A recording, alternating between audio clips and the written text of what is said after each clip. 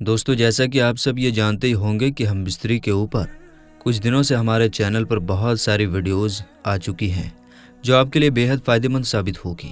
بس اسی کے ساتھ ساتھ آگے بڑھتے ہوئے ہم آپ کو آج کی ویڈیو میں بھی بتائیں گے کہ شب معراج، شب بارات، شب قدر میں ہم بستری کرنے کا کیا حکم ہے، ان راتوں میں ہم بستری کرنے سے کیا ہوتا ہے، اور اس کے علاوہ ہم آپ کو 3 ایسی راتوں کے بارے میں بھی بتائیں گے جن راتوں میں شیطان کی وجہ سے ہم بستری سے منع کیا گیا۔ شیطان کی وجہ سے کیوں منع کیا گیا، شیطان اس رات کیا کرتے ہیں، اور ہم بستری کرنے کا صحیح اور اسلامک طریقہ کیا ہے، یہ بھی ہم آپ کو بتائیں گے، سب کچھ بتائیں گے۔ بس آپ اس ویڈیو کو آخر تک ضرور دیکھیے گا تاکہ پوری بات آپ کو سمجھ میں آ سکے۔ تو ویڈیو شروع کرنے سے پہلے اگر آپ ہمارے چینل پر پہلی بار آئے ہیں تو چینل کو سبسکرائب کر لیجئے اور ساتھ ہی ویڈیو کو لائک اور شیئر بھی کر دیجئے گا۔ تو چلیے ویڈیو شروع کرتے ہیں۔ دوستو، پہلا سوال ہے، شب معراج، شب بارات یا شب قدر کی راتوں میں بھی ہم بستری کر سکتے ہیں؟ تو اس کا جواب سنیے۔ شریعت کی طرف سے رمضان المبارک میں طلوع فجر سے غروب آفتاب تک یعنی روزے کی حالت میں بیوی کے ساتھ ہم بستری کرنا جائز نہیں ہے۔ اس کے علاوہ اپنی بیوی کے ساتھ ازدواجی تعلقات قائم کرنے میں کوئی پابندی نہیں ہے۔ آدمی ضرورت اور خواہش کے اعتبار سے کسی بھی دن یا رات میں جب چاہے بیوی سے صحبت کر سکتا ہے، لیکن شرط یہ ہے کہ بیوی حیض یا نفاس میں نہ ہو۔ لہٰذا شب معراج، شب بارات، شب قدر میں اپنی بیوی سے ہم بستری کرنے میں کوئی پابندی نہیں ہے، لیکن شرط یہ ہے کہ بیوی حیض یا نفاس میں نہ ہو۔ دوسرا سوال، کن راتوں میں ہم بستری کرنا منع ہے؟ یعنی کوئی دن ایسا ہے، کوئی رات ایسی ہے کہ جن دنوں میں اور جن راتوں میں ہم بستری کرنے سے منع کیا گیا ہے؟ تو آج کی اس ویڈیو میں انشاءاللہ ہم آپ کو اس مسئلے کو بھی سمجھانے کی کوشش کریں گے۔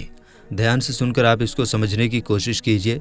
اگر رمضان المبارک کا مہینہ نہیں ہے، روزے کی حالت میں میاں بیوی نہیں ہے، تو دن میں ہم بستری کرنا ان کے لیے جائز ہے۔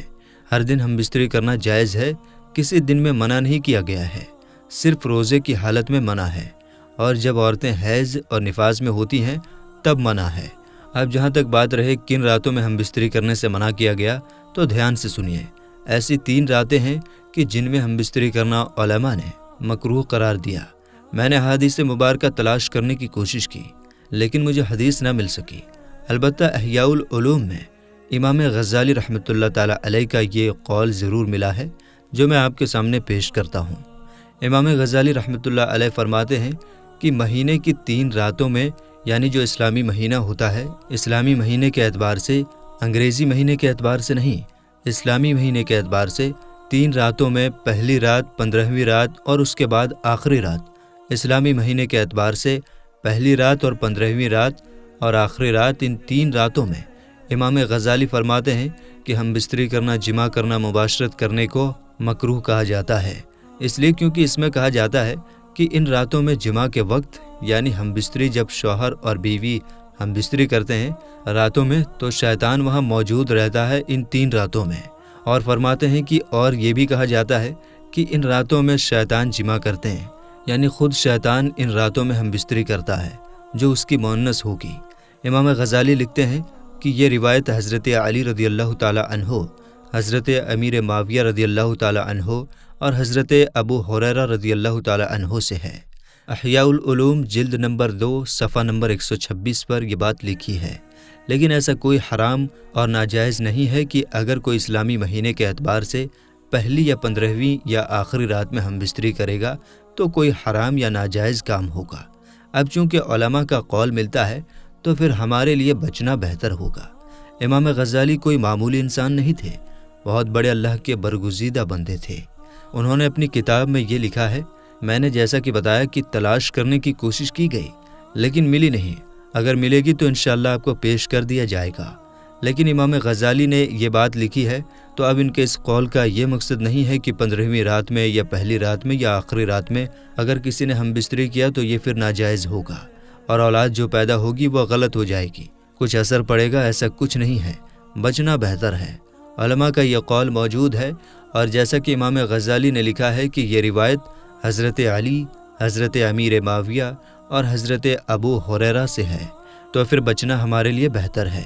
لیکن اگر کوئی ان 3 راتوں میں ہم بستری کرتا ہے تو ہرگز ناجائز اور حرام کا فتویٰ نہیں دیا جائے گا، اور اگر اس ہم بستری کو حمل ٹھہر جائے، کسی بچے یا بچی کی ولادت ہو، تو ہم اس پر اس کے حوالے سے طنز نہیں کر سکتے کہ یہ اس رات کی پیداوار ہے، یا پھر اس کو ولاد الزنا یا حرامی کہنا، یہ سب درست نہیں ہوگا۔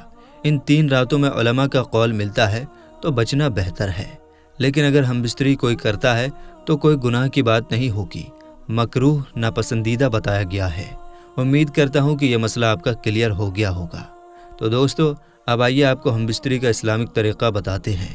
اکثر لوگ اس مسئلے کو بیان کرنے میں شرم محسوس کرتے ہیں اور فضولیات میں پڑ جاتے ہیں۔ فضولیات میں پڑنے سے بہتر ہے کہ ہم اسلام کے حکم سے آشنا ہوں اور اس میں شرم محسوس نہ کریں۔ اس اہم بیان کو سننے سے پہلے ایک بار پھر یاد دلا دیتے ہیں، ہمارے چینل کو سبسکرائب کر لیں۔ بیوی سے ہم بستری زنا جیسے حرام کام سے بچنے اور ناجائز طریقے سے شہوت کو پورا کرنے سے حفاظت کی نیت سے ہو۔ اسی صورت میں اللہ نہ صرف ہم بستری پہ اجر دے گا بلکہ نیک اولاد سے بھی نوازے گا، اور ساتھ ہی ساتھ دنیاوی برکتوں سے بھی نوازے گا۔ ہم بستری شہوت رانی نہیں بلکہ جوزین کے لیے سکون قلب اور راحت ہے۔ اس لیے ہم بستری شوہر کی بیوی سے خوش طلبی کی بات کرے اور ہم بستری کے لیے ذہنی طور پر اور جسمانی طور پر راضی کریں۔ ترجمہ: ہمیں شیطان سے علیحدہ رکھ، اور تو جو اولاد ہمیں عنایت فرمائے اسے بھی شیطان سے دور رکھ۔ پھر اگر انہیں بچا دیا گیا تو شیطان اسے کوئی نقصان نہیں پہنچا سکے گا۔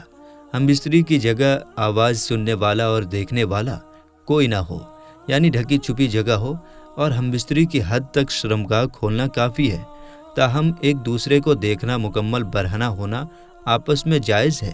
جس حدیث میں مذکور ہے، ہم بستری کے وقت بیوی کی شرمگاہ دیکھنے سے اندھے پن کی بیماری لاحق ہوتی ہے، اسے شیخ الحدیث نے موضوع قرار دیا ہے۔ سیدہ عائشہ رضی اللہ تعالی عنہا اور رسول پاک صلی اللہ تعالی علیہ وسلم نے کبھی ایک دوسرے کی شرمگاہ نہیں دیکھی۔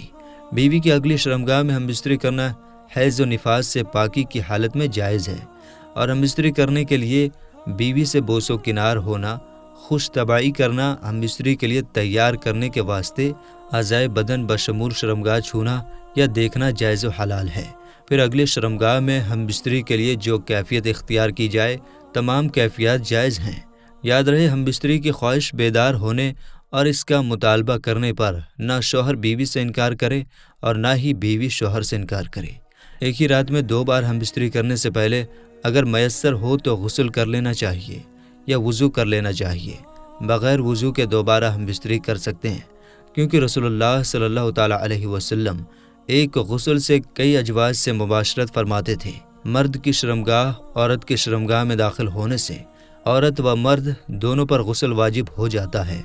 منی کا انزال ہو یا نہ ہو، حالت جنابت میں سویا جا سکتا ہے، تاہم فجر سے پہلے یا جو وقت نماز کا ہو اس واسطے غسل کر لینا چاہیے تاکہ ہم اپنی نماز وقت پر پڑھ سکیں۔ میاں بیوی کے خلوت اور ہم بستری کی باتیں لوگوں میں بیان کرنا بے حیائی کی علامت ہے۔ رسول اللہ صلی اللہ تعالی علیہ وسلم نے اس عمل سے امت کو منع فرمایا ہے۔ اس بات سے ان بے حیاؤں کو نصیحت لینا چاہیے جو ہم بستری کی تصویر یا ویڈیو بناتے ہیں اور پھر اسے لوگوں میں پھیلا دیتے ہیں۔ نعوذ باللہ، کتنے ملعون ہیں، فحش ویڈیو بناتے ہیں اور پھر اسے پھیلا بھی دیتے ہیں۔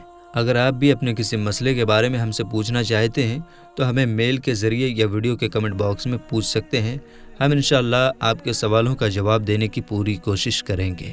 تو میرے دوستو، ہم امید کرتے ہیں کہ آپ کو آج کی ہماری یہ ویڈیو ضرور پسند آئی ہوگی اور آپ کے جو بھی ڈاؤٹس ہوں گے وہ کلیئر ہو گئے ہوں گے۔ تو دوستو، ہمیں اجازت دیجیے، پھر ملیں گے انشاءاللہ تعالیٰ ایک نئی اور اچھی ویڈیو کے ساتھ۔ تب تک کے لیے آپ اپنا اور اپنوں کا بہت زیادہ خیال رکھیے، اور اگر آپ ہمارے چینل پر پہلی بار آئیں تو سبسکرائب کر لیجئے اور ساتھ ہی لگے بیل نوٹیفیکیشن بھی آن کر لیجئے تاکہ اسی طرح کی ویڈیوز کا نوٹیفیکیشن آپ کو وقت پر ملتا رہے۔ ملیں گے انشاءاللہ تعالیٰ اگلی ویڈیو میں۔ السلام علیکم، اللہ حافظ۔